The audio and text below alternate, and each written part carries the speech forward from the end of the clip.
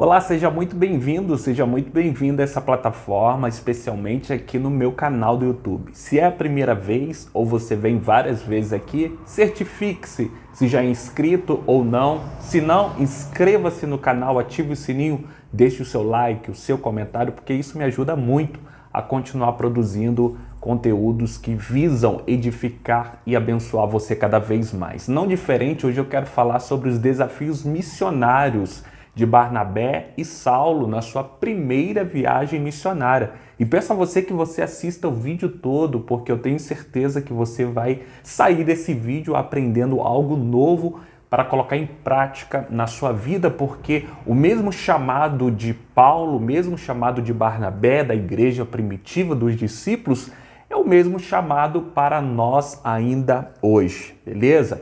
Então vamos lá, um panorama rápido de Atos dos Apóstolos. A partir do capítulo de número 7, depois da morte de Estevão, os discípulos são dispersos. Eles começam a ser perseguidos pelos judeus, pelas autoridades. Só que eles vão pelo mundo anunciando o evangelho, pregando a morte e a ressurreição de Jesus Cristo.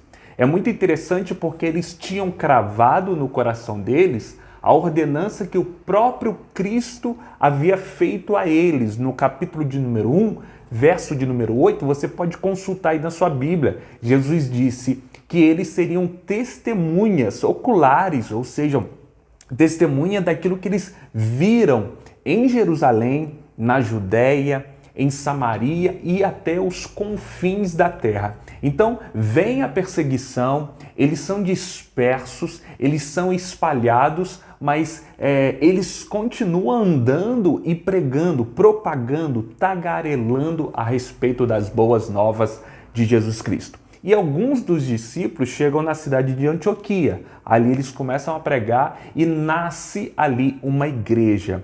Os apóstolos ficam sabendo, os apóstolos que estavam em Jerusalém, na igreja de Jerusalém, ficam sabendo que ali houve-se uma formação de uma igreja e essa igreja estava crescendo e frutificando em Antioquia. O que eles fazem? Eles enviam Barnabé como pastor daquela igreja. Barnabé, na verdade, ou o significado filho da consolação, era o apelido que os apóstolos deram a José. Isso mesmo, seu nome era José. Era um homem íntegro, temente a Deus e cheio do Espírito Santo.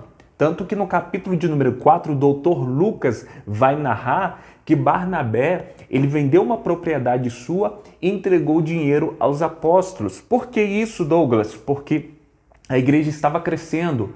Muitos que receberam o Espírito Santo em Atos 2 e depois que ouviu a mensagem de Pedro, quando Pedro lança a rede do evangelho, quando ele puxa a rede, mais de 3.000 pessoas se convertendo, muitos desejaram continuar na comunidade de Jerusalém, não voltar mais para sua nação, para o seu país, continuar ali junto da igreja. Então eles precisavam comer, se vestir, dentre várias outras coisas. Então por isso que Barnabé sentiu no coração de executar essa boa ação ou essa boa obra. Beleza, então a igreja formada, Barnabé é enviado para lá, ele começa a consolar, começa a advertir, começa a discipular os crentes a continuarem firmes no caminho do evangelho. Então Barnabé, ele vê que o campo é muito amplo e ele precisa de outros trabalhadores para o auxiliar, para o ajudar. E muito esperto, o que ele faz? Ele vai até Tarso, procura por Saulo e traz Saulo para trabalhar junto com ele em Antioquia. E por um ano eles trabalham de forma tão eficaz, discipulando, ensinando os membros da igreja quem era Jesus, o evangelho, a morte, a ressurreição, a glorificação, através das boas novas da palavra de Deus. E durante um ano de ensino, Lucas faz questão de registrar que os discípulos eles foram chamados de cristãos pela primeira vez, devido ao trabalho muito árduo por Saulo e também Barnabé discipulando aquela igreja lá. E certa vez, enquanto Barnabé e Saulo estavam servindo a igreja, ministrando para a igreja, o Espírito Santo se fez presença e deixou as seguintes palavras para a igreja: apartai-me ou separai-me a Barnabé e a Saulo para a obra que eu os tenho chamado. E eles foram convocados primeiramente pelo Espírito Santo e depois autorizados pela igreja para a primeira viagem missionária da história. Isso é impactante, porque foi uma viagem missionária transcultural, ou seja, eles sairiam ali da sua região, da sua cultura, do seu povo, para levar o evangelho a novas culturas, a um novo povo de costumes diferentes, para exaltar a pessoa de Cristo através da pregação genuína do evangelho. E existe uma frase muito interessante de Jeremy O'Connor, um teólogo que foi especialista em Paulo, infelizmente já falecido, mas que deixou uma frase muito impactante sobre a igreja de Antioquia. Eu pesquisei e trouxe para você. Ele diz assim, como a caridade animava a comunidade em Antioquia, era de se esperar que se tornasse missionária. Este é um efeito importante da caridade mútua. Que efeito é esse? O desejo de compartilhar ou de condividir com as pessoas de fora a boa nova do evangelho. Então, a marca registrada da igreja em Antioquia era a caridade, e isso fez com que aquela igreja se tornasse missionária também, para levar esse amor de Deus por meio do evangelho a outras nações. Então, Saulo e Barnabé, separados pelo Espírito Santo, enviados com a bênção do Espírito e também da igreja em Antioquia, chegam a uma cidade chamada Pafos. Ali eles desejavam comunicar as boas novas ao representante daquela cidade, o procônsul daquela cidade, cujo nome era Sérgio Paulo. Só que existia ali um tal de um mágico chamado Elimas que estava impedindo o representante Sérgio Paulo a ouvir e crer no evangelho. Paulo chega para Elimas e, na autoridade do Espírito, deixa ali umas palavras duras com ele, diz que ele ficaria cego. E no mesmo instante ele ficou procurando pessoas para o guiar. Com isso, abriu espaço para que Barnabé e Saulo pudessem comunicar o evangelho a Sérgio Paulo. E ele recebe o evangelho pregado ali e com muita alegria agradece os discípulos. E partindo da cidade de Pafos, Barnabé e Saulo prosseguem em sua viagem missionária. E eles chegam na Ásia Menor, especialmente em Antioquia da Psídia. Eles procuram uma sinagoga, eles estão ali em um sábado, junto com os irmãos, em uma reunião. De repente, o líder da sinagoga se levanta e pergunta se tinha alguém para comunicar alguma palavra para fortalecer o coração daqueles que estavam presentes. Uma palavra de esperança, uma palavra de cuidado, de zelo. Então, Paulo se levanta e começa a expor o evangelho. Ele fala sobre a grandeza de Deus, ele fala da queda do homem, ele fala do envio de Jesus Cristo para restaurar o homem à imagem do Criador. Ele fala sobre a morte de Cristo na cruz, fala sobre a esperança que foi a ressurreição de Jesus Cristo, e ele lança a semente do evangelho ali. Tanto que no final das suas palavras, as pessoas que estavam ali, tanto judeus como gentios, acreditam nas palavras de Paulo e pede a Paulo para retornar no outro sábado para que eles pudessem ouvi-lo novamente e ouvir as mesmas palavras. Eles deixam registrado: venham no próximo sábado para você falar as mesmas coisas. Então, Barnabé e Saulo retornam no próximo sábado e aquele povo que estava ali trouxeram quase toda a cidade. Assim deixa narrado Lucas em Atos dos Apóstolos. Trouxeram quase toda a cidade para ouvir aquilo que eles haviam escutado, ouvido e aceitado no sábado anterior.